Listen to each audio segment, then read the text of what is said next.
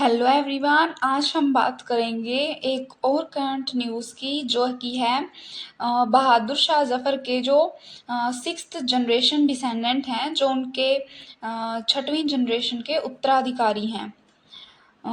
Who is the sixth generation descendant of the Bahadur Shah Zafar, who is the real heir to Taj Mahal. Taj Mahal के जो असली उत्तराधिकारी हैं वो कौन है? इन दो क्वेश्चंस के आंसर्स हमें आज इस वीडियो में मिलेंगे, जो कि अभी करंट न्यूज़ में हैं।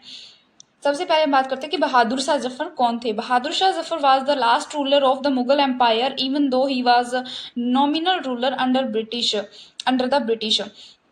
जो कि बहादुर शाह जफर हैं वो मुगल जो एम्पायर था उसके अंतिम बादशाह थे, लास्ट रूलर थे, जो कि 1857 तक रहे थे। Even though he was the nominal, वो सिर्फ नाम मात्र के मुगल बादशाह थे। उन्होंने 1857 की जो क्रांति हुई थी उसका उसका उन्होंने नेतृत्व किया था, लेकिन सिर्फ नाम मात्र का। हु इज मुगल प्रिंस याकूब टूसी। जो मुगल प्रिंस हैं, जिनको मुगल प्रिंस बोला जाता है, याकूब टूसी, वो कौन है? असल में जो अभी एक न्यूज़ आई है कि जो ताजमहल के असली हेयर हैं, जो रियल उसके उत्तराधिकारी हैं, या फिर ताजमहल पर जिनका असल में हक है, वो मुगल प्रिंस याकूब टूसी है। उन्होंने ऐसा कहा है। Mughal prince Yakub Habibuddin Tucy claims to be a sixth generation descendant of the Bahadur Shah Zafar, the last Mughal emperor. जो प्रिंस याकूब हबीबुद्दीन टूसी हैं, उन्होंने ये दावा किया है कि वो छठी जनरेशन के जो डिसेंडेंट है, उत्तराधिकारी है छठी जनरेशन के, जो बहादुर शाह जफर की छठी जनरेशन है उसके उत्तराधिकारी हैं।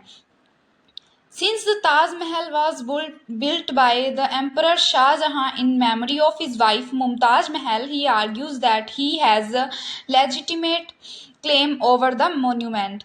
जो कि ताजमहल है, जो कि मुगल एम्परर शाहजहां ने बनवाया था अपनी वाइफ मुमताज महल के लिए, उनका ये जो है मोन्यूमेंट है, उन्होंने ऐसा कहा है कि वो उसके ऊपर वो वैधानिक उत्तराधिकार हैं, उसका उनके ऊपर उत्तराधिकार है, वो वैधानिक दावा करते हैं उस मॉन्यूमेंट ताजमहल के ऊपर।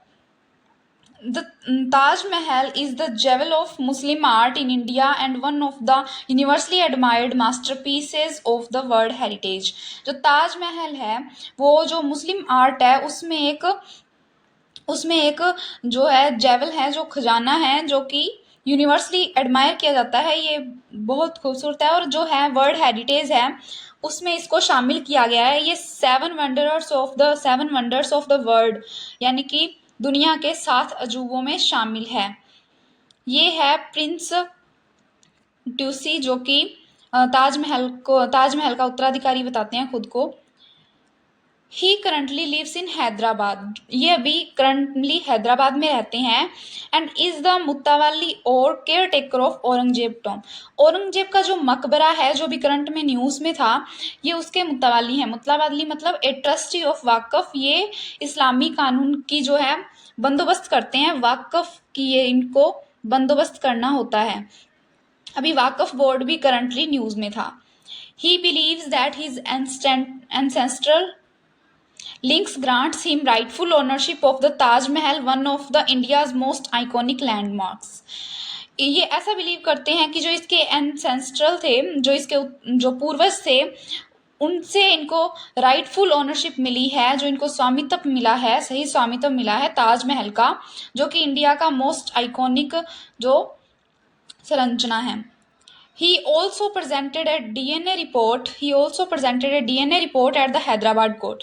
उन्होंने एक DNA अपनी रिपोर्ट भी हैदराबाद कोर्ट में प्रेजेंट की है कि वो सच में मुगल एम्पायर से जुड़े हुए हैं, ये उनके प्रिंस हैं।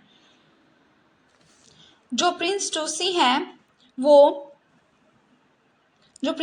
हैं वो जो डीपली इन्वॉल्व थे, जो कंट्रोवर्सी हुई थी surrounding the land on which Babri Masjid once stood, now the site of the Ram temple. जो राम मंदिर था और जो बाबरी मस्जिद थी, बाबरी मस्जिद को तोड़ के राम मंदिर बनाया गया था, उसमें भी ये जो प्रिंस थे वो इन्वॉल्व थे। क्योंकि उनका मानना था कि वो बाबरी मस्जिद नहीं तोड़नी चाहिए, उन्होंने अपोज किया था इसे, और राम मंदिर जो बनाने को उन्होंने अपोज किया था अयोध्या में।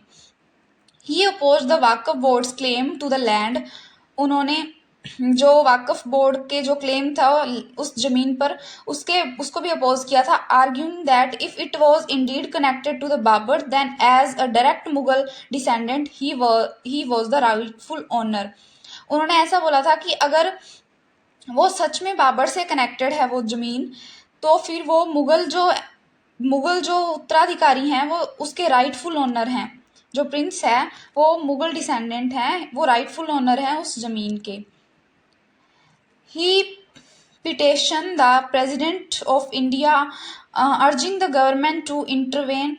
In his plea, he wrote, I request the government to take measures to protect the monument grave of Aurangzeb Alamgir.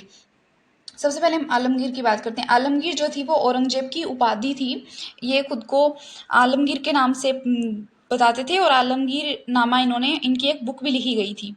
इन्होंने जो है याचिका जारी की थी प्रेसिडेंट ऑफ इंडिया को, जो भारत के राष्ट्रपति है उनको।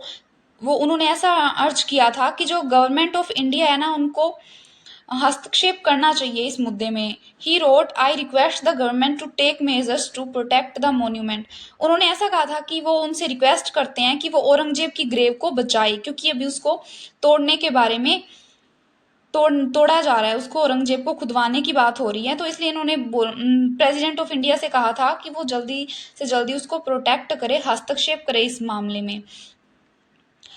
इनकी जो भी फोटोज आती हैं वो इनके रॉयल जो कपड़े हैं उनमें आती है, जो इनके रॉयल अटायर में आती है। Known for his traditional royal attire, he frequently shares photos online that show his royal roots. ये जो अपनी ऑनलाइन फोटो शो करते हैं ना, उसमें हमेशा रॉयल अटायर में होते हैं, जो कि उनकी रॉयल रूट्स को शो करता है। तो हमने देखा कि जो प्रिंस प्रिंस जो ट्यूसी हैं वो क्लेम करते हैं कि वो ताजमहल के असली हेयर हैं, जो ताजमहल के असली उत्तराधिकारी हैं, उन पर ताजमहल पर उनका हक है। और साथ ही इन्होंने अपने जो डीएनए भी हैदराबाद कोर्ट में शो किया था, कि इससे पता चले कि ये सच में मुगल एम्पायर से रिलेटेड हैं और ये उनके प्रिंस हैं। साथ ही ये वाकफ बोर्ड मामले से और अयोध्या और बाबरी मस्जिद मामले से भी इन्वॉल्व थे। और इसके साथ ही इनकी जो भी फोटोज आती है वो रॉयल क्लॉथ्स में, रॉयल अटायर में ही आती है। और ये थी हमारी करंट न्यूज़। आई होप आपको ये समझ में आया होगा। Thank you so much.